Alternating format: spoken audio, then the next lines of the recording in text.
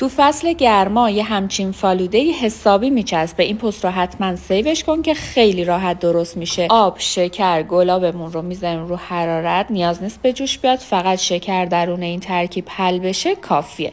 بعد میذاریمش داخل فریزر تا ببنده. این رشته های آماده فالوده رو تمام لوازم قنادی فروشی ها دارن. یکم خوردش میکنیم، بعد میریزیم داخل ظرف آبی که گذاشتیم به جوش اومد.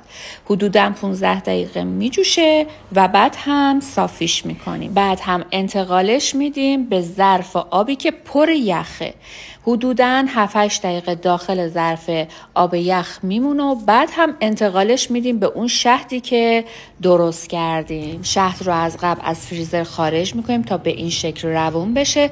بعد هم رشته ها رو حدوداً 2-3 دقیقه داخلش هم میزنیم تا حسابی سفید شن و فالوده ما آماده بشه. اگر هم که فالوده یخی تری دوست داشتید میتونید مجددا این ترکیب رو بذارید داخل فریزر یه نیم ساعت 40 دقیقه بمونه تا فالوده یخی داشته باشید. عشقای من، یه سری نکات رو هم داخل کپشن براتون نوشتم، حتما کپشن رو مطالعه کنید. امیدوارم که از این آموزش هم نهایت استفاده رو ببرید، درست کنید و نوش جونتون باشه.